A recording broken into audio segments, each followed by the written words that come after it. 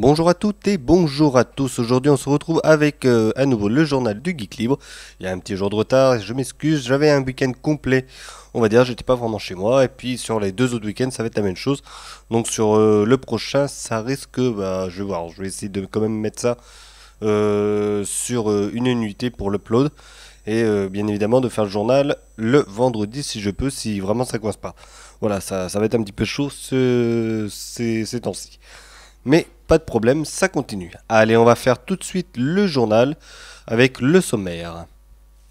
Donc le sommaire, on en vient toujours au même, hein. De toute façon, on fait les logiciels. Il y en a qu'un. Sur les 2 semaines, j'en ai trouvé qu'un. C'est pas la peine d'en faire plus. Si on trouve rien, parce que après on parle de n'importe quoi et je pense que ça sert à absolument rien. Il y en a qu'un qui est sorti sur les 2 semaines, on va dire. Les distributions, il y en aura bien plus. Ça va de soi. Et dans la partie autre, on va parler d'Apple. Enfin, je vais parler d'Apple. Voilà, donc comme ça vous êtes prévenus, je parlerai vite fait de la keynote un petit peu, ce qui s'est passé, en présentant les deux petites choses qui sont sorties, l'iPhone et l'Apple Watch. Voilà. Donc c'est juste comme ça, j'en parlerai de 2 petites minutes afin de présenter ces deux objets. Mais tout de suite, on commence avec le logiciel. Voilà, donc on va pouvoir enlever le S, hein. Allez, c'est parti. Ce logiciel, c'est Dr Geo, donc qui est en 16.10. Alors, qu'est-ce que c'est? Donc, c'est un environnement de géométrie interactif et de programmation à destination des jeunes et des moins jeunes. Voilà, son interface graphique permet de construire à la souris des figures dynamiques de la géométrie euclidienne. Pardon. Son interface de programmation permet quant à elle de construire des modèles de situations mathématiques en utilisant les objets géométriques de Dr Geo, donc le logiciel. Voilà, avec cette version, qu'est-ce qu'on a? La programmation peut se faire, ça c'est pas de souci, ça va être en small talk. Voilà, et elle se fera soit en anglais, soit en français, c'est vous qui voyez. Et là, de toute façon, avec ça, on peut voir un petit peu les deux versions. Donc à droite, la version anglaise qui permet de faire la fonction que l'on a en haut. Et en bas, voilà, on a notre code sur la partie, enfin sur la fenêtre Workspace. Voilà. Sketch, donc je pense que ça veut dire la figure, un truc comme ça. Dr. Joe Canvas, enfin voilà, nouvel axe, tout est marqué. Et après, ça permet d'avoir la fonction. Et à gauche, alors ça c'est vraiment pour tracer un cercle, j'ai pas marqué, hein. Mais c'est pour tracer un cercle et on voit que c'est marqué en français. Figure ABC M1 M2, figure de point égal, Dr. Joe Canvas nouveau, etc. etc. Tout est en français. Et pourtant ça marche tout pareil, c'est ça ce qui est assez étonnant. C'est la première fois que je vois justement du code en français et ce logiciel permet de le faire. Donc là, on peut tracer un cercle avec ce code en français et à droite avec le code en anglais. Ça permet d'avoir la petite fonction en bleu.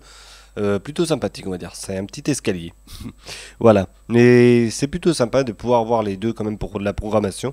Surtout si c'est pour des jeunes justement, ça leur permettra de faire de la programmation assez simple. Donc Dr Geo en 16.10, c'est évidemment sur le site même de Dr Geo et on peut le télécharger sans aucun souci. C'est libre. Allez, les distributions, on va commencer tout de suite avec WatchOS, pas WatchOS mais WatchOS R10. Alors, c'est basé sur Ubuntu 16.04 avec un bureau, donc c'est LXDE, un bureau très léger, donc c'est plutôt pas mal, ça pourra fonctionner sur des PC un petit peu plus anciens. Alors, qu'est-ce qu'il y a? Il y a le lecteur de musique à changer, donc maintenant c'est Lollipop par rapport à celui qu'il y avait avant qui a été mis en place. Et le reste des applis, il n'y a pas eu grand chose de nouveau, mis à part que bien évidemment, ces dernières ont été mises à jour. Voilà, donc les mises à jour, ça va avec la partie Ubuntu qui est en 16.04, ça va de soi. On continue avec Frugalware Linux, donc c'est un petit mot sympathique, hein, le nom, voilà, c'est en 2.1. Alors ça c'est une distribution complètement indépendante qui fonctionne avec le gestionnaire de paquets Pacman. Donc Pacman il est assez connu pour être sur du Arch Linux et là on va le retrouver. Alors après le bureau c'est KDE, ça se voit hein, de toute façon pour ceux qui connaissent. Pour ceux qui connaissent pas KDE, c'est un bureau assez simple à utiliser qui ressemble un petit peu à celui des Windows si on veut, par là pour comparer, avec des widgets et tout. Donc quand je dis le bureau Windows, c'est celui du Windows 7 et Windows Vista parce qu'il y a des widgets et tout. Voilà. Il y a pas mal d'effets graphiques et tout. Bon, ça après, c'est à voir. Pour moi, je trouve qu'il est très très lourd comme bureau. Il faut quand même un ordinateur qui puisse l'accepter. Voilà pour ce KDE. Donc, mais sinon, pour cette version-là, donc on est sur du KDE. Il y a eu des mises à jour logicielles. Ça va obligatoirement. Et c'est Frugalware en 2.1.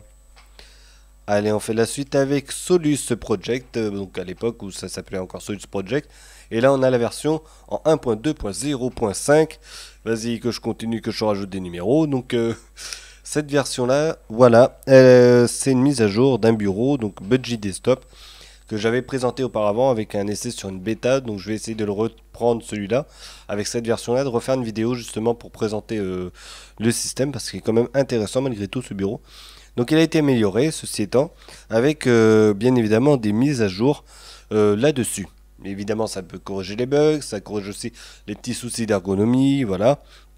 On a par exemple, enfin j'ai relevé ça par rapport à ce que j'avais pu lire, l'icône de la batterie peut se rafraîchir maintenant en fonction de la charge de la batterie. Il y a évidemment d'autres choses sur les icônes qui sont bien évidemment dynamiques à l'heure actuelle. Et comme tous les autres, les logiciels ont été mis à jour vers leur dernière version. En l'occurrence, c'est beaucoup mieux. On continue avec Linux 2016.8.30. Allez, encore un nom à endormir des ours polaires, tellement c'est long. Donc celui-là, c'est vraiment sympa. Alors, moi, ça m'intéresse dans le sens où j'adore la musique, j'adore le multimédia, donc c'est vraiment fait pour. C'est pour le travail audio, vidéo. Il est basé sur du Debian et le bureau c'est XFCE. Pour ceux qui ne connaissent pas, c'est pareil, c'est un petit bureau léger. Alors à la base, quand c'est vraiment le bureau pur, sans rien d'installé, il ressemble un petit peu à celui de macOS entre guillemets, si ce n'est qu'on a le dock en bas et puis la barre en haut, mais on n'a vraiment pas le menu dans la barre des tâches du haut.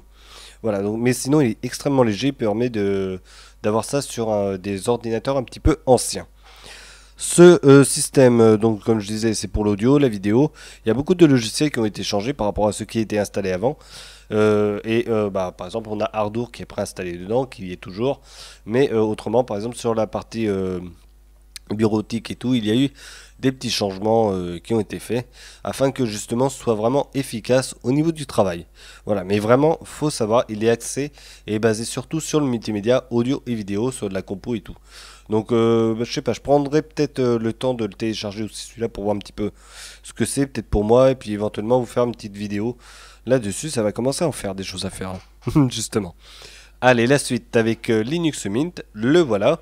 Alors la version 18, il y a eu quelques sorties juste avant, mais c'était pour XFCE, il y avait Cinnamon, et là on a KDE. Donc KDE qui est passé avec le Plasma 5.6. On attendait ça parce que jusque-là, Linux Mint avait encore le KDE version 4. Voilà, donc ça y est, c'est fait, on est passé avec la version 5. Support de mise à jour jusqu'en 2021 quand même, ça va, on aura le temps de changer de président d'ici là. Gestionnaire graphique, alors là c'est SDDM qui prend en charge le gestionnaire graphique, et évidemment les logiciels qui sont à l'intérieur seront mis à jour, évidemment, ça y a pas de souci. Voilà. Donc vraiment les dernières versions des logiciels c'est plutôt pas mal. Et en plus de ça, Linux Mint a une particularité, c'est d'avoir beaucoup de monde autour de ce projet, c'est plutôt pas mal, des bons forums et tout. Et aussi sur l'utilisation, il est assez simple, que ce soit pour l'installation ou pour l'utilisation lui-même. Pour des personnes qui débutent sur Linux, c'est vraiment super sympa. Après, pour du KDE, il faut quand même un ordi qui tienne la route. Alors, bon, je dis ça comme ça, 4 Go de RAM minimum si on est en 64 bits. Voilà, donc c'est vraiment pour être tranquille, hein, je parle. Voilà pour ce Linux Mint, donc maintenant on a vraiment le complet là-dessus. On a Cinnamon, XFCE, KDE qui est là, et les autres bureaux, bien évidemment, qui n'ont pas été mis hors d'usage. Allez, on continue. Elementary OS qui passe en 0.4. Alors, le petit nom de code, c'est Loki. Voilà, donc Elementary OS est très connu justement pour son interface graphique très épurée et tout. Ça fait un petit moment maintenant qu'il fait parler de lui. Il est très simple d'utilisation. Et surtout, il est assez léger et ressemble un petit peu à Mac. Donc, pourquoi Mac par rapport à l'interface graphique des fenêtres? Mais bon, on va pas s'arrêter là-dessus. On va plutôt parler de ce qu'il y a dedans. Donc il y a un nouveau gestionnaire de logiciels inclus à l'intérieur. Donc App Center, ça s'appelle en anglais. Donc un centre d'application. Et le centre de notification va fonctionner avec les applications installées. Un petit peu ce que l'on a sous Windows 10 justement. Ou macOS maintenant. Mais vraiment on aura des applications qui laisseront apparaître des notifications. Genre, je sais pas moi... l'actualité, voilà, on va prendre ça au hasard, l'actualité, hop, ça apparaît dans les notifications, les mails, la musique, enfin il y a plein de choses qui peuvent accéder à ça. Et aussi, on aura la possibilité de désactiver quelques notifications d'appli, notamment celles qui sont un petit peu dérangeantes. Je sais pas, ça pourrait être celle de des news par exemple, qu'il y en a trop qui arrivent, on en a marre, et ben on désactive ça, et puis hop, ça arrête d'arriver justement sur la barre des notifications, enfin de la partie notification. Ça c'est plutôt pas mal. Pour le reste, bah évidemment, c'est une mise à jour logicielle principalement, ce qui est plutôt pas mal. Allez, on passe à la suite avec Deepin OS, donc Deepin 15.3. Le petit OS chinois, ça fait un petit moment qu'il est connu, on va dire, notamment pour son interface graphique et surtout le bureau qui est un truc à part entière. C'est vraiment, le bureau il s'appelle Deepin de toute façon, donc c'est vraiment un bureau qui appartient au système. Et bah, c'est très spécial. J'ai essayé de le télécharger justement, je voulais le télécharger et faire une vidéo. Pour le moment, j'ai eu des soucis avec les serveurs de chinois qui font que ça crache en permanence, je trouve, sur le net. C'est un petit peu embêtant, ça me dérange un peu parce que je voulais vraiment l'essayer et tout. Surtout qu'il y a des petites modifs qui ont été sympas à vue, hein, bien évidemment. Donc le dock qui est en bas, il est customisable. Ça, il n'y a pas de souci, on peut vraiment le personnaliser à souhait. Les fonds d'écran, bah, pour gérer les fonds d'écran, le logiciel qui permet de le faire, il a été amélioré, il est plus ergonomique et tout, ce qui fait qu'il est plus... enfin, c'est beaucoup mieux pour l'utiliser et configurer tout ça. Plus sympa. Qu'est-ce que l'on a d'autre? Alors, on a l'arrivée de Deepin File Manager. Donc, c'est tout simplement un explorateur de fichiers qui a été fait exprès pour le système. Donc, surtout qu'avec son interface graphique et tout, ça peut donner plutôt pas mal. J'espère vraiment l'avoir pour pouvoir l'utiliser et puis essayer tout ça, parce que ça, c'est un truc qui m'intéresse. Et ensuite, bah, pour les bugs et tout, bon, bah, évidemment, ça a été amélioré, corrigé. Et les applications ont bien évidemment été mises à jour. Voilà. Donc, vraiment une interface complètement à part, complètement épurée. C'est vraiment sympa, je trouve que pour une fois, bah là c'est chinois, mais ils ont vraiment osé faire quelque chose de complètement neuf, complètement nouveau, casser les codes et faire quelque chose qui ne ressemble à aucun autre, à part le dock si vous voulez, mais sinon il n'y a rien qui ressemble à ce que l'on a comme système d'exploitation à l'heure actuelle. C'est vraiment bien. Allez, on va parler des autres choses, donc notamment la keynote d'Apple qui est passée justement il n'y a pas longtemps, alors je ne sais plus la date, 7 septembre il me semble, oui c'est ça, 7 septembre, donc il y avait ça qui était passé, et il y a eu des petites choses de dites, donc notamment l'Apple Watch, donc la série 2 qui est sortie, avec évidemment une résistance à l'eau améliorée, qui permet de prendre une douche si on veut avec, de courir, d'aller nager et tout, et ça permet justement de faire fonctionner les applis sportives correctement, que ce soit pour la nage, qui a été ajouté d'ailleurs sur WatchOS 3, donc le troisième système d'exploitation pour la montre. C'est plutôt pas mal. Après, bah, pour la montre, qu'est-ce qu'il y a de nouveau? Bah, processeur plus puissant, plus grosse batterie, ça devrait démarrer plus vite. Et en l'occurrence, il y a une amélioration au niveau du démarrage du système. Donc c'est plutôt pas mal, heureusement, parce qu'avant ça mettait 3 minutes à démarrer, apparemment ça en mettrait 2, ce qui est déjà très très long de base. Quant à l'autonomie, bah, il y a une plus grosse batterie, mais ça ne change rien parce que justement le processeur et tout a été un petit peu amélioré, plus puissant. Il y a GPS, il y a tout ça dedans pour pouvoir se géolocaliser. Qu'est-ce qu'il y a d'autre dedans? Bah, WatchOS 3 qui permet d'avoir justement les dernières mises à jour de tous les logiciels. Ce dernier, bah, ça permet d'avoir des appels d'urgence si on est perdu et qu'on n'a pas le téléphone avec soi. Ça c'est bien quand même, c'est bien pensé. Et quant au design, bah, franchement je trouve qu'elle est plutôt pas mal. Même si je préfère encore un petit peu quelques montres d'Android qui sont quand même plus rondes. Je trouve que c'est plutôt sympa d'en avoir une ronde, ça fait vraiment l'horloge classique, la montre classique surtout, pardon. Et je trouve vraiment ça sympa d'en avoir une ronde. Là, elle est carrée, mais elle est très soignée et tout. C'est Apple en même temps. Donc je trouve ça plutôt pas mal. L'interface graphique à l'intérieur, pareil, j'aime bien. Je trouve que le design, que ce soit la montre ou même le système à l'intérieur, ils ont bien travaillé dedans. Voilà, il y a du travail de fait, l'usinage il est bon et tout. Pour moi, je vois pas trop de points négatifs là-dessus. Seul gros point négatif pour moi, c'est le fait qu'il faut toujours avoir un iPhone et rien d'autre pour pouvoir la connecter. Ce qui est vraiment dommage. Et après, bah, le prix évidemment, qui commence à partir de... Alors, c'est 350 ou 400 euros. De toute façon, c'est sur le site d'Apple. Si vraiment vous êtes intéressé, vous pouvez y aller, vous pouvez comparer un peu les prix. Et après, bah, évidemment, vous voyez, vous sélectionnez votre montre, qu'elle soit sportive ou classique ou tout simplement luxueuse, comme la version or et tout. Et vous choisissez votre bracelet par la suite. Donc c'est customisable à souhait ça aussi. Voilà pour une rapide présentation de la montre. Donc comme j'ai dit, voilà, une nouvelle montre, nouveau système et il faut toujours la connecter à son iPhone. Et c'est là qu'on en vient, justement, l'iPhone, le nouveau numéro, donc l'iPhone 7 qui est sorti. Alors il y a eu des petites choses de nouvelles. L'arrivée du double capteur photo sur le grand format de l'iPhone, donc l'iPhone 7 Plus. Ce qui est intéressant, les deux capteurs font 12 mégapixels. Et après, pour le reste, ça permet d'avoir de meilleures photos, de meilleures prises de photos, des choses comme ça. Un petit peu ce que l'on connaît sous Android avec le fameux Honor. Voilà. Après, qu'est-ce qu'il y a d'autre à dire? Bah, évidemment, sur l'iPhone 7 et l'iPhone 7 Plus, ils vont intégrer des puces beaucoup plus puissantes normalement. Enfin, plus puissantes, pas beaucoup plus. Plus puissantes par rapport à celles qui étaient avant, notamment l'A9 qui était présent au niveau du processeur. Donc là, c'est l'A10. Et ça permet justement d'avoir une meilleure réponse pour les applications. Bon, ça c'est ce que disait Apple, pardon, il y a tant de pourcents plus puissant, tant de pourcents de ci, tant de pourcents de ça. À la sauce Apple évidemment. Après sur les faits, c'est quand même assez bon. La batterie a été améliorée, donc un peu plus longue. Et surtout, on a la nouveauté, c'est la résistance à l'eau de l'iPhone, ce qu'on n'avait pas du tout avant. C'est-à-dire qu'on peut enfin, résistance, attention, IP67. On le fait chuter malencontreusement dans les water et on le récupère et ben, il va toujours marcher. Voilà, c'est surtout ça. Si vraiment vous le mettez dans l'eau et que vous le laissez dans l'eau pour faire les tests, ça risque de ne pas fonctionner et c'est pas vraiment fait pour ça. On fait pas de photos sous l'eau. C'est vraiment, on a le téléphone, il peut très bien y avoir une bonne averse ou un truc comme ça. Ça a pris un petit peu l'eau, c'est pas grave, justement, ça résistera.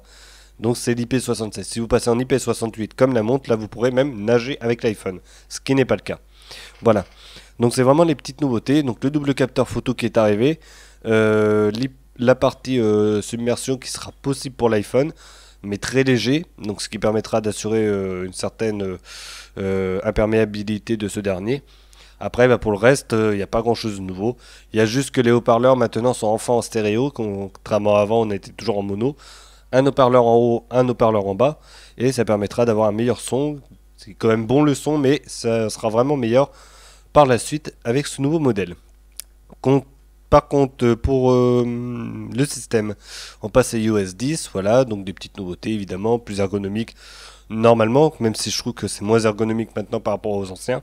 Et pour les prix, ben, c'est toujours pareil, 700 à 1000 et quelques euros, suivant le modèle. Et on commence par contre à partir de 32 Go d'espace de stockage, ce qui est quand même mieux par rapport à avant où on avait toujours 16 Go de minimum et on pouvait monter jusqu'à un certain nombre. Là, on peut monter jusqu'à 256 Go d'espace de stockage dans le téléphone. Et au niveau des specs, on donne pas beaucoup de choses. Juste que ce que je sais, c'est que sur l'iPhone 7 Plus, il y a 3 Go de RAM à l'intérieur. C'est vraiment la seule chose que je peux savoir. Il n'y a pas beaucoup de données à l'intérieur. Pareil pour la batterie, on n'en sait pas grand chose, elle n'est pas énorme non plus. Et normalement, on devrait encore tenir une fois de plus une petite journée. Et après, il faudra à chaque fois le recharger si vraiment vous utilisez le téléphone assez souvent. Donc pas de grandes améliorations. On va dire surtout sur la photo qu'il y a eu une amélioration. L'arrivée du double capteur, une ouverture en focale un peu plus importante qui passe en une ouverture 0,6. Et après, voilà, ça permettra juste de faire des photos en plus nettes quand c'est sombre. Voilà. Voilà pour ce qui est de l'iPhone et la montre. Donc c'est vraiment les grosses nouveautés qui sont sorties. Il n'y a pas eu grand chose d'autre de dit sur la keynote. Voilà, non, pas grand chose d'intéressant on va dire pour vraiment le mettre dans le journal. La prochaine ce sera normalement pour les MacBook et tout le bazar. Peut-être en octobre, peut-être en novembre, on verra. Mais je pense que ce sera plutôt en octobre. Voilà, c'est fini pour le journal de Geekly. On se retrouvera pour une prochaine. Vous me mettez sur les commentaires si ça vous a plu, si voilà, des petites questions, des choses comme ça, comme vous avez l'habitude de faire. Le pouce bleu, le pouce rouge, comme vous voulez, ça à vous de voir. Et puis, de toute façon, pour Apple, je vous avais prévenu qu'il n'y avait que ça dont j'allais parler pour les autres choses. On verra par la suite ce qui en sortira au niveau de Microsoft, voilà, Samsung et tout. Par la suite, voir s'il y a quelque chose de vraiment intéressant pour pouvoir en parler. Voilà, on verra ça. Allez, on se retrouvera pour une prochaine. Je verrai pour les systèmes qui sont sortis. Donc les OS dont j'ai parlé justement, que je voulais tester, notamment Deepin. Je vais essayer de les télécharger, de faire des vidéos dessus. Et les petites vidéos un petit peu osées, genre je teste les systèmes un peu spéciaux comme Restar OS. Et ben j'en ai un autre qui est sympa, je ferai peut-être une vidéo là-dessus. et que je poserai évidemment sur la chaîne, ça va de soi. Allez, à bientôt, portez-vous bien et à la prochaine pour une nouvelle vidéo. Allez, salut!